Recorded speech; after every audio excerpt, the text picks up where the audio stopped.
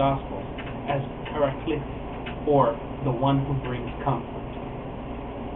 The most compelling here is the identification of the mark of the prophets, which is well known in Jewish texts but not so well publicized in Christian writings. The mark is known to have been on the right hand of all prophets before him. Muhammad ﷺ had this mark on his back, in between his shoulder blades, to signify that he was both of the same lineage of prophecy and that he was different from those who came before him, as he would be the last of all prophets of Allah.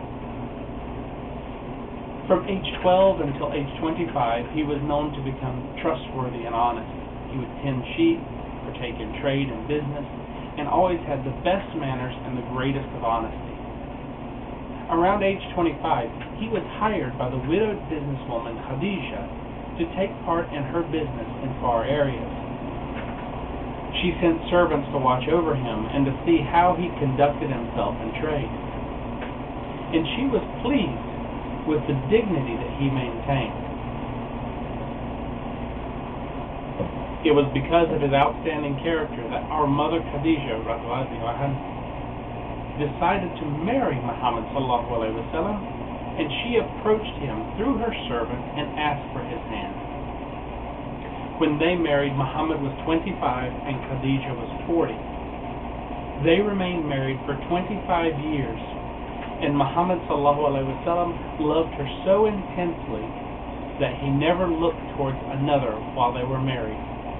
And he would love her so much that later on his wives would become jealous of her memory.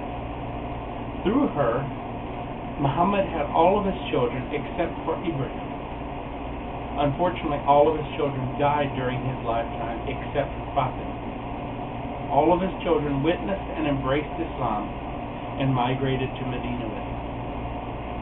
Khadijah was the first to witness Islam, and she embraced it immediately. She kept watch over Muhammad while he was overcome with fear after hearing the voice of Gabriel for the first time. She protected him, loved him, believed in him, and cared for him during the most trying days of his prophethood. From age 25 to 35, his renown for being an honest citizen and the most trustworthy of all people in Mecca had grown greatly. During this time, the caretakers of the Kaaba, the Quraysh tribe, had decided that it was time to rebuild the Kaaba since it had fallen into ruin since the time of Ibrahim.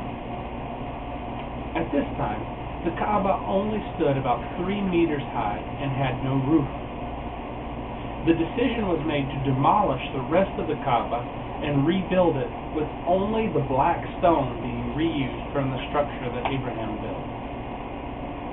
When the time came to place the cornerstone, the debate over whose tribe would have the honor of placing the stone caused a huge fight between tribal elders.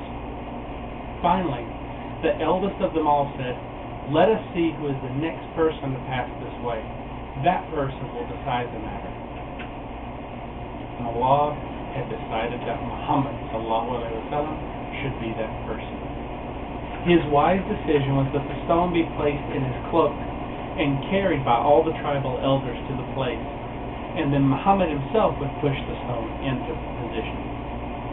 That way, all of the tribes would gain the honor. It was also in this way that Allah ensured that only His messenger would lock the black stone into place, as had been done before by Ibrahim and Adam alayhi salam.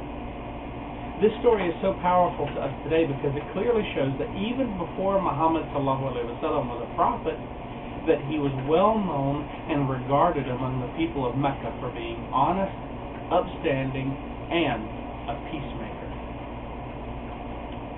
By the time he was 40, Muhammad ﷺ had become so well known for being charitable, kind, and loving to all. He had gained a reputation for disliking the idols and refused to worship them. He hated to hear people swear truth by the gods of the Quraysh. In this way, we see that Muhammad ﷺ had already gained the sense of decency and worship that other prophets before him, most notably the prophet Ibrahim ﷺ, who smashed all the idols of his own village thousands of years before. Muhammad ﷺ inherently knew that the true God could not be formed into a statue or an idol, that the real God could not be made into a painting or an image to hang up and idolize. No. Muhammad ﷺ knew that the real God must be unknowable in physical form. So he would retreat for days at a time to a cave called Hira in Mount An-Nur to meditate on the nature of God and religion. Often his wife Khadijah would climb the mountain to bring him food and meditate with him. During some of those visits to the cave, he had dreams where he would see stars bowing down to him. In another, there were trees and rocks bowing down to him. And in another, he was on top of a great mountain teaching to people below. These dreams were similar to the dreams that Joseph ﷺ had as a child before he was called as a prophet. One time, Muhammad stood at the entrance to the cave, and he heard a voice whispering in the wind, saying, "Assalamu alaikum, Muhammad, messenger of God." Some say it was a greeting from Gabriel.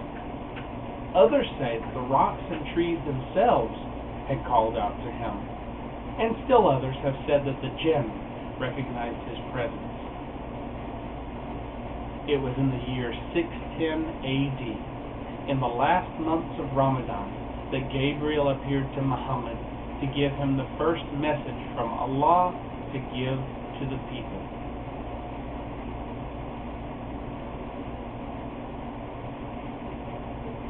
The exchange went like this. Angel Jibril, appeared to him and said, "Read." But as Muhammad was illiterate, having never received any instruction in reading or writing, he said to the angel, "I cannot read." The angel took a hold of him and squeezed him as much as he could bear, and then said again, "Read." The prophet said, "I cannot read." The angel again seized the prophet and squeezed him and said, "Read, in the name of your Lord, who has created all that exists and has created man from a clot of blood. Read, and your Lord is most generous, who created all things and has created man. Read, and your Lord is most generous, who has taught writing by the pen, has taught man that which he knew not." That's chapter 96, verse 1 through 4 of the Qur'an, which was the first revealed message to the Prophet Muhammad.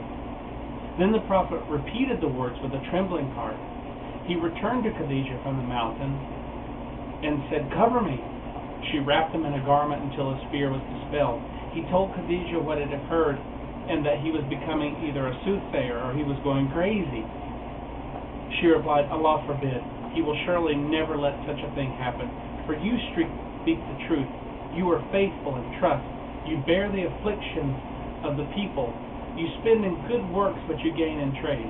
You are hospitable and you assist your fellow men. Have you seen anything terrible?" Muhammad replied, "Yes." And he told her what he had seen. Whereupon Khadijah said, "Rejoice, O dear husband, and be cheerful. I swear, by he in whose hands Khadijah's life is, that this bears witness to the truth of the fact that you will be a prophet to thee."